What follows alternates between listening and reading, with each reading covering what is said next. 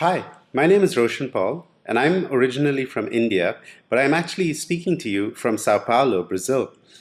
And let me start with a story. So, just this past weekend, I was on a bus in Brazil between a rainforest and the big city, Sao Paulo. And I was sitting next to a young woman from Argentina who was telling me about her plan to create her own master's degree. Now, this woman was half German, half American, but grew up in Argentina. And her plan was to create a 2-year MBA degree in which she actually took different courses in different places, shorter courses, not an actual master's, combined it with work experience, and therefore created kind of a self-designed or a DIY, a do-it-yourself master's degree. In many ways, for me, this really embodies the notion of being a TCK because she is one, and now she's actually doing something that is really transcending different types of borders and boundaries. And that, I think, is going to be the theme of what I'm going to talk to you about. Because people like this are the people that surround me. This is my life. My team, my colleagues are now 10 people from 10 different countries, and we all live in Kenya or here in Brazil. The colleague I perhaps spend more time with than anyone is also half German, half American, and lives with me in Kenya. So as you can see, this is really everywhere in my life.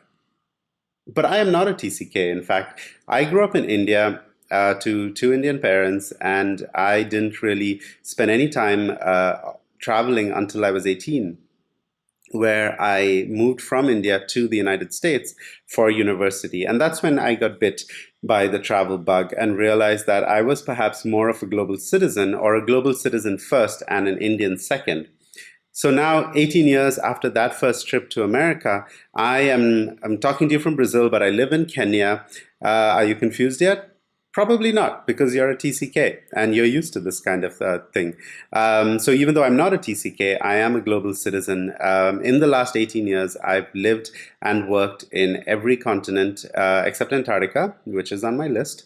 But yeah, I've worked in every continent, and I've lived in 5 continents. So I've had a very global life, and perhaps the theme that most embodies that life is this notion of building a world beyond boundaries. So obviously, as TCKs, you're used to transcending physical boundaries or geographic boundaries, but the boundaries I am equally interested in are the boundaries in our own heads. So these are boundaries between, for example, the classroom and the world outside, or between religions. Or even between this idea of can you make a living and make a difference at the same time. Now, your parents and your parents' generation probably would have answered no to that question. You either are going to make a living, make a lot of money, or you can do some social work. But today, all of us are increasingly seeing that we do not have to make that choice. We can both make a living and make a difference. And that's the work that I do. So I work for an organization called Amani Institute, and this was an organization we created. I'm one of the co-founders about 4 years ago now, to really help and answer the question: if you were designing a new type of master's degree for social change work or social change professionals, and if you were doing it in the 21st century, how would you do it? What would that look like? But why did we want to do it? Well, in our work, for the last 10 or 15 years, all around the world, working in the field of social entrepreneurship, one of the things that most came through was that there is a great demand for globally minded, highly skilled professionals. But the university system isn't really preparing people for this kind of career. The second thing is that social change is actually incredibly difficult to make happen. It's much harder than working in a business or working in a company. But we don't have the right ways of training for that. We don't have a medical school or a military academy for the social sector. So we have these very academic, theoretical degrees that are useful in shaping our thinking, but they don't teach us how to do very much. And so Amani Institute was launched to help people really build the skills to be change makers, to be people who can make a living and make a difference, and to train people at the level of intensity that the career and the life of being a change maker demands. Because we do need a new type of professional. We need a new way of thinking about work and about what it takes to make a difference. So how do we do it? What we've created is a program called a postgraduate certificate in social innovation management. It's like a 2-year master's boiled down into 10 months. You can do it either in Kenya or in Brazil, and what it really is about is building your ability to think and act globally, to build your skills to make a difference, and to give you the experience and the knowledge that you need in order to access different types of networks. So it's a highly competitive program. Only about 10% of the people who apply end up in the program. We're in our third year now, and we've had probably about 95 or so students from more than 35 countries do the program. So it's also an extremely global program full of TCKs. But what is underlying this? What's really going on with education in the 21st century? Why do we have people like that woman on the bus next to me thinking that rather than going to a traditional university, she would be better off and save a lot of money by creating her own master's degree?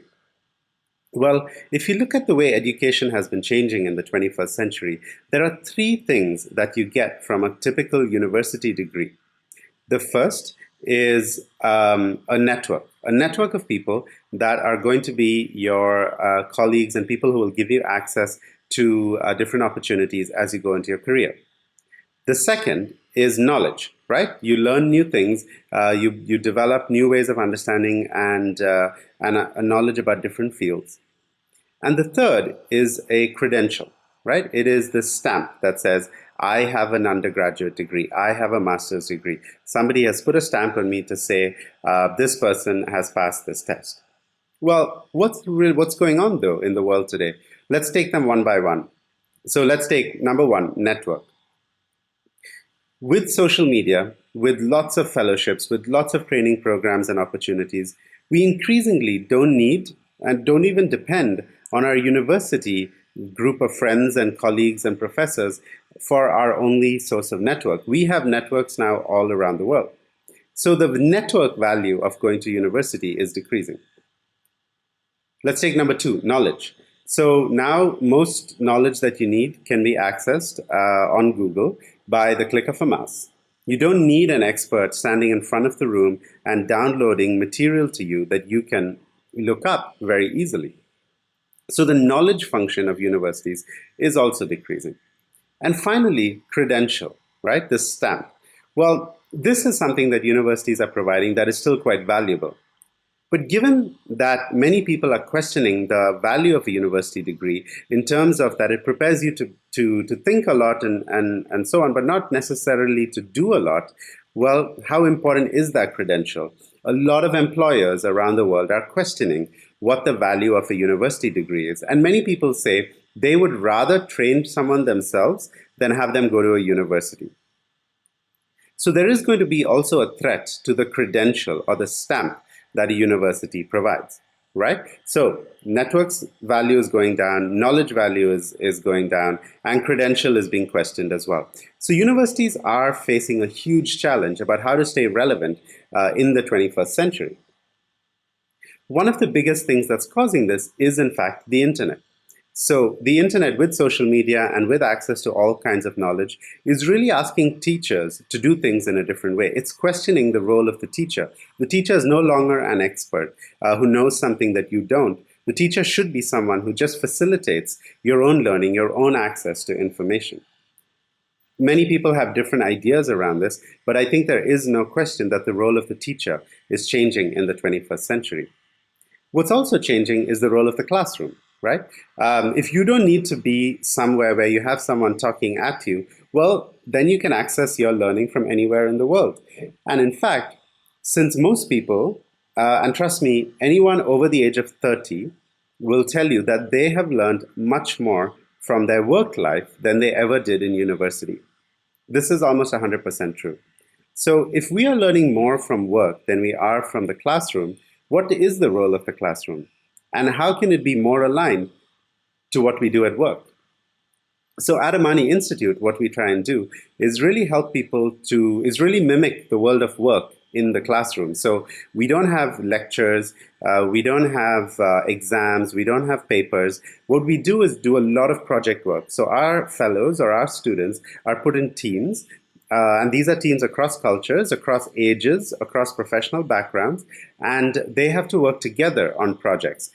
They do one final presentation, and so they're not graded on their own merits, but also on how their team does as a whole. Actually, let me rephrase that. They're not graded at all. They get a lot of feedback and they get a lot of opportunity to improve, but they're not given actually grades. And those are some of the directions in which many educators feel that education needs to go.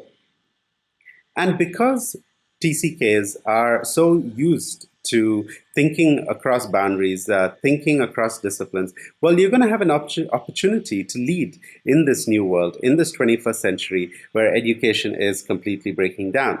Because you can look across boundaries more easily, you can perhaps conceptually better understand how to break down this boundary between making a living and making a difference. So your role in the future of learning is going to be very important because you're global, because you've lived in different places, you're used to learning from everywhere. And because you have this global mindset, you're used to connecting, not just across cultures, but hopefully also connecting ideas and thoughts and knowledge across fields, across disciplines. It will come easier to you than it will to someone who has just grown up in one place their whole life. And there's good research on this. In fact, there's data that shows that people who have lived in 2 or 3 countries are going to be better at innovating, better at being an entrepreneur, and better at leading and managing people because they're used to thinking in different ways and they're used to taking learnings from different places. There is a small caveat here that actually after 3 countries, the amount of innovation that you come up with can decrease. But those people who've lived in just 2 or 3 countries already see a huge difference than those who've just lived in one country. So there's an opportunity for you as well.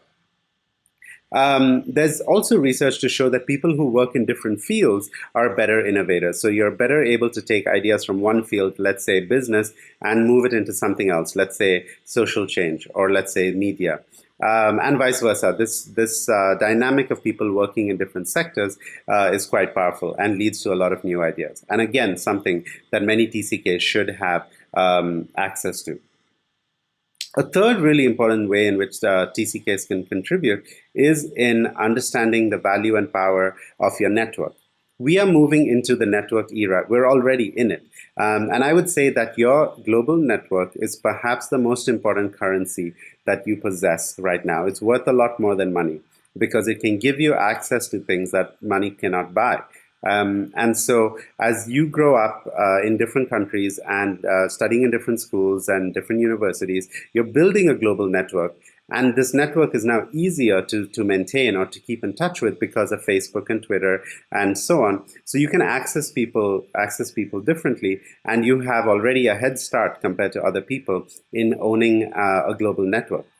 Now, it's going to be really important how you manage that network, how you steward it, how you help others. So your network is not really about how other people can help you, but about how you can help others. And if you have that mindset, that framing, you will be able to access networks around the world in ways that other people may find more difficult to do. So remember what I said earlier about we need a new type of professional. We need a new way of thinking. Well, because of their larger networks, because of their ability to think across boundaries, TCKs like you are going to be better positioned to do so. I want to close also with a story of how I got here. How is it that I am speaking to you? Well, last December, I was going to Bali on vacation with my family. And I had arrived in Bali, and just before my family was about to travel, we got some really bad news that a family member was critically ill. And this meant that people canceled their trips, and I was the only one spending Christmas and New Year by myself in Bali.